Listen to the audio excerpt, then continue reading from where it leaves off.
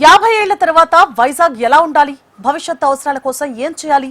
Vizag vision పై ప్రభుత్వం ఇదే ఆలోచన చేస్తోంది. విశాఖ అలల హోరుతో అభివృద్ధి జోరు పోటీ పడాలనే లక్ష్యంతో మాస్టర్ ప్లాన్ సిద్ధం చేస్తోంది. విశాఖపట్నాన్ని గ్లోబల్ సిటీగా మార్చేందుకు రాష్ట్ర ప్రభుత్వం ప్రత్యేకమైన శ్రద్ధ చూపిస్తుంది. ఇందుకోసం ఇప్పటికే VMRDA పరిధిని విస్తరించడంతో పాటు విశాఖపట్నంలో మాస్టర్ ప్లాన్ ని కూడా సిద్ధం చేస్తుంది. 7 రోడ్ల రహదారి, భోగాపురం ఎయిర్పోర్ట్ కి వచ్చే కనెక్టివిటీ రోడ్స్, అలాగే హైదరాబాద్ తరహాలో రాంబిలి నుంచి భోగాపురం వరకు ఒక సెమీ రింగ్ రోడ్ ని నిర్మించబోతుంది.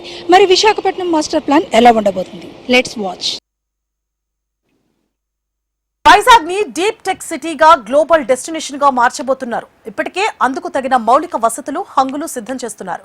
వైజాగ్ రాబోతున్న గూగుల్ డేటా సెంటర్లు, పలు ఐటీ సంస్థలు, Bhogapuram airport, railway zone, Mittal steel plant వంటి భారీ ప్రాజెక్టులతో పాటు ఉత్తరాంధ్రలో రానున్న పోర్టులు, ఇతర సంస్థలకు భవిష్యత్తులో విశాఖ కేంద్రమవుతుంది. ఇప్పటికే Visakha metro region development authority పరిధి 6,836 చదరపు కిలోమీటర్ల మేరకు విస్తరించింది. ఈ పరిధిలో రాబోతున్న ప్రాజెక్టులను అనుసంధానం చేస్తూ 7 కొత్త రహదారులు వేస్తున్నారు. భోగాపురం ఎయిర్పోర్ట్ కి సులువుగా చేరుకోవడంతో పాటు ట్రాఫిక్ ఇబ్బందులు లేకుండా ప్రణాళిక రూపొందించారు. హైదరాబాద్ తరహాలో రాంబెల్లి నుండి భోగాపురం వరకు 102 కిలోమీటర్ల మేరకు సెమీ రింగ్ రోడ్డు నిర్మాణం చేయబోతున్నారు. ఇందుకు సంబంధించి మాస్టర్ ప్లాన్ DPR కూడా సిద్ధం చేశారు. మున్సిపల్ శాఖ మంత్రి నారాయణ జిల్లా అధికారులతో సమీక్ష చేసి మరిన్ని సూచనలు చేశారు.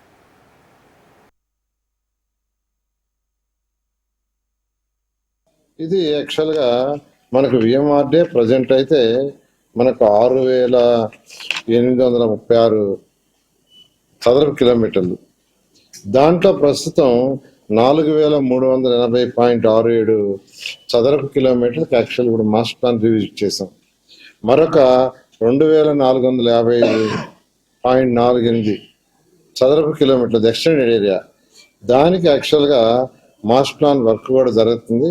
ఖరగ్పూర్ IIT వాళ్ళు చేస్తున్నారు. వాళ్ళు కూడా అక్టోబర్కి దాన్ని కంప్లీట్ చేస్తా ఉన్నారు. అక్టోబర్కి కంప్లీట్ అయితే అది ఆ ఏరియా ఏదైతే కవర్ అవుతుందో ఆ శాసనసభ్యులతోనూ ప్రజాప్రతినిధులతో కూర్చొని డిస్కస్ చేసి దాన్ని కూడా ముందుకు తీసుకుపోవడం జరుగుతుంది. అయితే ఫస్ట్ ఏదైతే రీవిజిట్ చేయమని ప్రజాప్రతినిధులు అడిగినప్పుడు దాన్ని ఎప్పుడైతే మేము నోటిఫై చేసామో దాంట్లో మొత్తం 3,720 అబ్జెక్షన్స్ వచ్చినాయి. ఇది యాక్చువల్గా మనకు VMRDA ప్రజెంట్ అయితే మనకు 6,836 చదరపు కిలోమీటర్లు. దాంట్లో ప్రస్తుతం 4,380.67 చదరపు కిలోమీటర్లకు యాక్చువల్ ఇప్పుడు మాస్టర్ ప్లాన్ రివిజిట్ చేసాం. మరొక 2,450.48 చదరపు కిలోమీటర్లు ఎక్స్టెండెడ్ ఏరియా. దానికి యాక్చువల్గా మాస్టర్ ప్లాన్ వర్క్ కూడా జరుగుతుంది. ఖరగ్పూర్ IIT వాళ్ళు చేస్తున్నారు. మరోవైపు మెట్రో ప్రతిపాదన తొలి దశ పనుల ప్రారంభానికి సన్నాహాలు చేస్తున్నారు. ఇక విశాఖ అంటేనే టూరిజం సర్క్యూట్, పర్యాటక కేంద్రాలతో పాటు బీచ్ కారిడార్ ను అభివృద్ధి చేయబోతున్నారు. ఇప్పటికే విశాఖ పెట్టుబడులు ఆకర్షించడంలో స్పెషల్ ఐకానిక్ జోన్ గా ఉంది. దీంతో రాష్ట్ర ప్రభుత్వం ప్రత్యేక దృష్టి సారించింది. వచ్చే 2047కి విజన్ డాక్యుమెంట్ ను సిద్ధం చేస్తోంది. మాస్టర్ ప్లాన్ పై వచ్చిన అభ్యంతరాలను దాదాపుగా 90% పరిశీలన పూర్తి చేసింది. అడవివరం, ఆనందపురం, తర్లువాడ మీదుగా గూగుల్ డేటా సెంటర్ కి వెళ్లే మార్గాలు పూర్తి చేస్తోంది.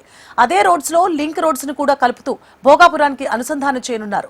ఇలా మాస్టర్ ప్లాన్ పనులు వేగవంతం చేస్తూ ప్రణాళికలు అధిగమించడమే లక్ష్యంగా ముందుకు వెళ్తున్నారు. మరి చూడాలి రానున్న రోజుల్లో విశాఖ ఎలా ఉండబోతోంది అనేది. రాబోయే 50 ఏళ్లలో విశాఖ భవిష్యత్తుని దృష్టిలో పెట్టుకుని మాస్టర్ ప్లాన్ రూపొందిస్తున్నామన్నది ప్రభుత్వం చెప్తున్న మాట.